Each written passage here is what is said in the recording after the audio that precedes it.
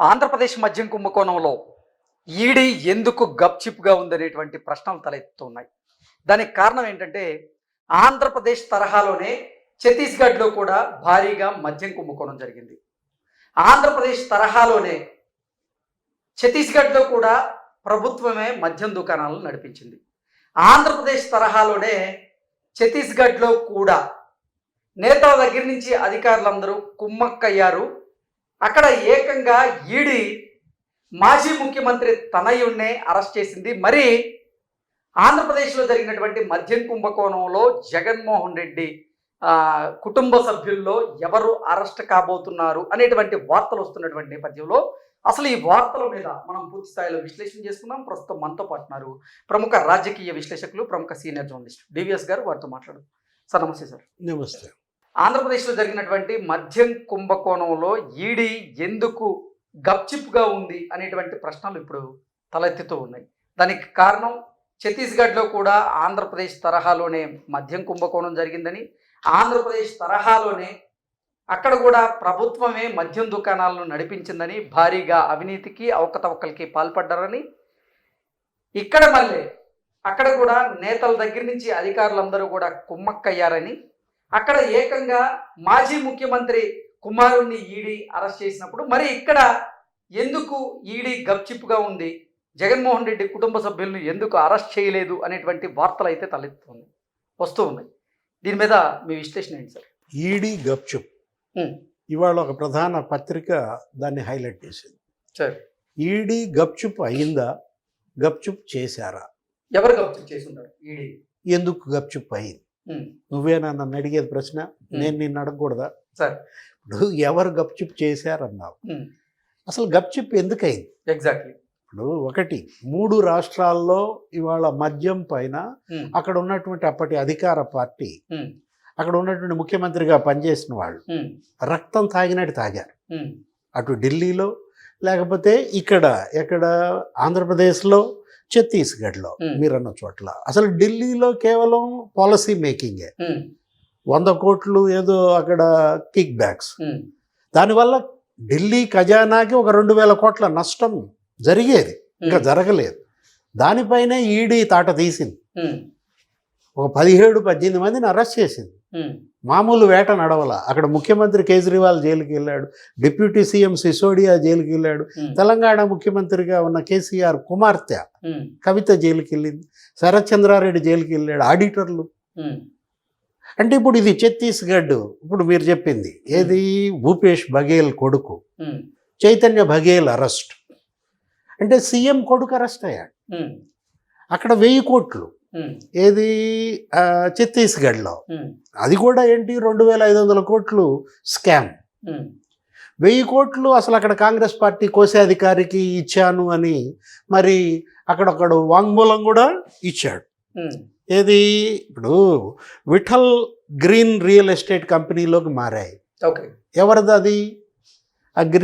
Real estate company Chaitanya Baghel. లేకపోతే అక్కడ Baghel developers and అసోసియేట్స్లోకి వెళ్ళాయి.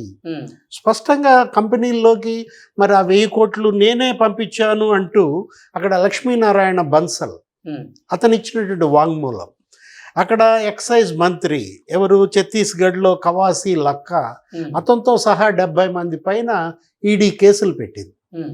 ఆంధ్రప్రదేశ్ లిక్కర్ స్కామ్లో ఈసీఐఆర్, ఈ ఎన్ఫోర్స్మెంట్ కేసు ఇన్వెస్టిగేషన్, అది రిజిస్టర్ అయ్యి ఇప్పటికీ 140 రోజులు.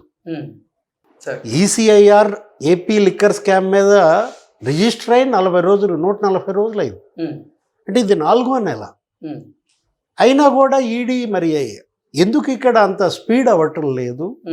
గప్చుప్ అనే చెడ్డ పేరు గప్చుప్గా ఉండడం వెనక ఏ శక్తి హస్తం ఉంది అంటే ఏం చెప్తారు? జనం ఇవాళ ఈ ప్రశ్న వేస్తోంది, నువ్వు నేను కాదనమాట. ఇప్పుడు సిట్ రావద్దంటోందా? ఎప్పటికప్పుడు సిట్, స్పెషల్ ఇన్వెస్టిగేషన్ టీం, అది చేసినటువంటి ఆ ఇన్వెస్టిగేషన్ ఈడీకి అందజేస్తుంది. ఇంతవరకు ఐటీ కానీ, ఇన్కమ్ ట్యాక్స్, లేకపోతే సిబిఐ కానీ, ఎన్ఫోర్స్మెంట్ డైరెక్టరేట్ కానీ, కేంద్ర దర్యాప్తు సంస్థల యొక్క నిష్క్రియాపరత్వం అనాలా, లేకపోతే ఉదాసీనత అనాలా, ప్రేక్షక పాత్ర అనాలా? ఉమ్, అంటే సిట్ మనం బ్రహ్మాండంగా చేస్తోంది, కాదనటం లేదు. ఉమ్, ఇప్పటికి 12-13 మందిని అరెస్ట్ అయింది. ఇప్పుడు నిన్న కూడా మరి రెండో అనుబంధ పత్రం దాఖలు చేసింది. ఫస్ట్ ఛార్జ్ షీట్ 305 పేజీలతో వేసింది. ఉమ్, దాంట్లో జగన్మోహన్ రెడ్డి ఆయన పేరు అప్పటి సీఎంగా 3-4 సార్లు ప్రస్తావించారు. ఉమ్, రెండో ఛార్జ్ షీట్ మనం చూసాం. అప్పటి జగన్మోహన్ రెడ్డి సీఎంఓ చుట్టూతానే తిరిగింది. ఉమ్, ఆ సీఎంఓ కార్యదర్శిగా పనిచేసిన ధనుంజయ రెడ్డిని అరెస్ట్ చేశారు. ఉమ్, ఆయన ఎక్కడెక్కడ భూములు కొన్నాడు, ఆ ముత్తుకూరు మండలం నెల్లూరులో. ఉమ్, అక్కడ ఓఎస్డి, జగన్మోహన్ రెడ్డికి ఓఎస్డిగా పనిచేసిన కృష్ణమోహన్ రెడ్డిని అరెస్ట్ చేశారు. ఉమ్, అతను ఎక్కడెక్కడ భూములు కొన్నాడు, ఉమ్, అతని కోడలు స్నిగ్ధారెడ్డి పేరు మీద బాన్స్వాడలో కొన్నాడని, ఉమ్, అతని కొడుకు రోహిత్ రెడ్డి కంపెనీలు పెట్టాడని. అంటే ఇప్పుడు ఒకటి, ఆయన సిమెంట్ ఫ్యాక్టరీ ఫైనాన్స్ డైరెక్టర్ ఉమ్, భారతీ సిమెంట్స్, ఎవరైనా బాలాజీ గోయిందప్ప, ఆయన ఛాంబర్లో తనిఖీలు చేశారు. ఉమ్, హైదరాబాద్ బంజారా హిల్స్ భారతీ సిమెంట్స్ ఆఫీస్లో హార్డ్ డిస్క్లు తీసుకెళ్లారు. ఉమ్, అక్కడికి డిస్టిలరీల కంపెనీల ప్రతినిధులను పిలిపించారని, బెదిరించారని 12% లేకపోతే 20% కమిషన్లు సజ్జల శ్రీధర్ రెడ్డి, ఉమ్, ఆ డిస్టిలరీ యజమాని, ఎస్పీవై డిస్టిలరీస్. సరే. స్పష్టంగా నీకు ఇక్కడ ఇప్పుడు లేటెస్ట్గా వచ్చినటువంటి ఛార్జ్ షీట్లో 68 పేజీల దాంట్లో ఉమ్, మరొక ఎమ్మెల్యే పేరు వచ్చింది. దర్శి ఎమ్మెల్యే ఎవరైనా బూచేపల్లి బూచేపల్లి శివప్రసాద్ రెడ్డి. అసలు చెవిరెడ్డి భాస్కర్ రెడ్డి మరి ఇక్కడ వైఎస్ఆర్ కాంగ్రెస్ పార్టీ తరఫున ఉమ్, ఎన్నికల్లో ఓట్ల కొనుగోళ్లకి డబ్బు వాడారు. ఉమ్, సేమ్ ఛత్తీస్గఢ్లో కూడా ఉమ్, చైతన్య బఘేల్ మరి అక్కడ కూడా కాంగ్రెస్ పార్టీ ఎన్నికల కార్యకలాపాలకి ఆ డబ్బు ఉపయోగించారు. నాతో అప్పటి సీఎం బఘేల్ స్పష్టంగా చెప్పాడు, పలానా కాంగ్రెస్ కోసే అధికారి రామ్ గోపాల్ అగర్వాల్ మరి అతనికి కొంత సామాను పంపిస్తాడు. ఉమ్, సామాన్ అంటే డబ్బులు ఇప్పుడు ధనం. ఇప్పుడు ఈ సామాన్ ఎక్కడ నువ్వు అనేది ఆంధ్రప్రదేశ్లో సామాన్ సంగతి ఏంటంటావు? ఉమ్, ఆంధ్రప్రదేశ్లో సామాను మరి చెవిరెడ్డి భాస్కర్ రెడ్డి ట్రాన్స్పోర్టర్గా, ఆ డెన్లు, ఆయన యొక్క వాహనాలు, ఉమ్, అటు రామిరెడ్డి ప్రతాప్ కుమార్ రెడ్డి, ఉమ్, ఎవరైనా కావలి మాజీ ఎమ్మెల్యే, ఉమ్, ఇద్దరు పేర్లు ప్రస్తావించింది. ఓకే. ఇక్కడ ఈ మొన్న వేసినటువంటి 68 పేజీల ఛార్జ్షీట్లో ఉమ్, బూచేపల్లి శివప్రసాద్ రెడ్డి పొదిలిలో తీసుకున్నాడని, ఉమ్, లేకపోతే కావలిలో ఇతనికి అందజేశారు చెవిరెడ్డి పిఏ, ఆ డ్రైవరు, ఆ బాలాజీ కుమార్ యాదవ్, ఉమ్, లేకపోతే ఈ నవీన్ కృష్ణ. అంటే ఒకటి ఇక్కడ మనం కొత్తగా నిన్నటి ఛార్జ్షీట్లో మరి ఒక ఈ మాజీ ఎమ్మెల్యే పేర్లే కాకుండా ఉమ్, కుళాయప్ప పేర్ల మీద భూములు కొన్నారు ఉమ్, తిరుపతి సమీపంలో. ఎవరతను? ఆ బాలాజీ యాదవ్ తండ్రి. ఉమ్, వాళ్ళ కుటుంబం ఏంటి? అన్ని 100 కోట్ల విలువైన భూములు వాళ్ళు కొనగల శక్తి ఉందా? ఉమ్, స్పష్టంగా చెవిరెడ్డి మోహిత్ రెడ్డి ఫార్చునర్ కారు ఉమ్, ఈ డబ్బులన్నీ తీసుకెళ్ళింది. ఈ బాక్సులు, ఓకే. ఒక్కొక్క బాక్సులో 25 లక్షలంట కృష్ణ. సరే. ఒక్కొక్క ట్రిప్కి మరి 9 నుంచి 12 కోట్లంట కృష్ణ. ఉమ్, ట్రిప్కి 9 నుంచి 12 కోట్లు, ఒక్కొక్క బాక్సులో 25 లక్షలు. మరి ఎన్ని మాటు అక్కడ మొత్తం నీకు స్పష్టంగా కనపడుతోంది. ఏది ఒక 5-6 టోల్ గేట్లలో ఉమ్, చెవిరెడ్డి మోహిత్ రెడ్డి ఫార్చునర్ కారు, వాళ్ళ యొక్క లారీ ఏ విధంగా హైదరాబాదులో కలెక్ట్ చేసుకుంది డబ్బు. ఉమ్, అక్కడెక్కడ మరి ఎతెన్నా అపార్ట్మెంట్స్లో, ఆ క్రిష్ వ్యాలీ అపార్ట్మెంట్స్లో, అటు బంజారా హిల్స్లో, ఔటర్ రింగ్ రోడ్ దగ్గర అత్తాపూర్లో, ఈ డెల్ల దగ్గర నుంచి ఈ బాక్సులు మరి కార్లలో లేకపోతే లారీల్లో తీసుకువెళ్ళడం స్పష్టంగా నీకు టోల్ గేట్లలో సీసీ కెమెరాల్లో రికార్డ్ అయితే, ఇంతవరకు ఇన్కమ్ ట్యాక్స్లు రైడ్లే, ఇంతవరకు మరి ఈడీ ఏంటి, ఏది ఉదాసీనత, గప్చుప్ అని అనుకుంటున్నారని ఊరికి అంటున్నారా? అక్కడ ముఖ్యమంత్రి కొడుకు అరెస్ట్ అయ్యాడు. ఎక్కడ? అంటే ఛత్తీస్గఢ్లో. ఛత్తీస్గఢ్తో పోలికలు ఉండేలాగా ఇక్కడ కూడా మద్యం స్కామ్ జరిగింది.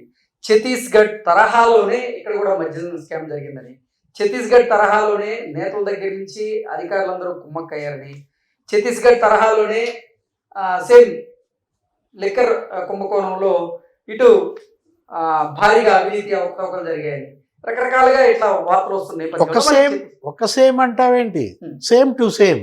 ఓకే, నువ్వు అనాల్సిందేంటి సేమ్ టు సేమ్. అక్కడ కూడా ఇప్పుడు చైతన్య బఘేల్ అరెస్ట్ అయ్యాడు, ఇక్కడ ఎవరు అరెస్ట్ అంటావా? ఇప్పుడు అక్కడ ముఖ్యమంత్రి కొడుకు అరెస్ట్ అయ్యాడు, ఇక్కడ ముఖ్యమంత్రి తమ్ముడు అరెస్ట్ అవుతాడా? ఓకే, అనిల్ రెడ్డి అరెస్ట్ అవుతాడా? లేకపోతే ఆయన జగన్ పిఏ సునీల్ రెడ్డి అరెస్ట్ అవుతాడా? అసలు ఏకంగా జగన్ భార్య ఎవరు భారతి మేడం అరెస్ట్ తప్పదా?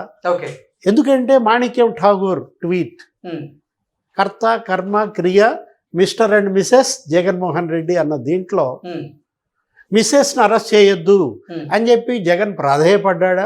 ఓకే, తనే అరెస్ట్ అవుతా అని అంటున్నాడా? ఏదైనా ఈడీ ఇంతవరకు ఇక్కడ కాలు మోపకపోవడం పైనే ఇవాళ అనుమానాలు, ఇవాళ అందరిలో సందేహాలు. వీటిని నివృత్తి చేయాల్సింది ఎవరు? కేంద్రం, కేంద్ర దర్యాప్తు సంస్థలే వీటిని నివృత్తి చేయాలి. Okay sir, thank you so much. నమస్తే.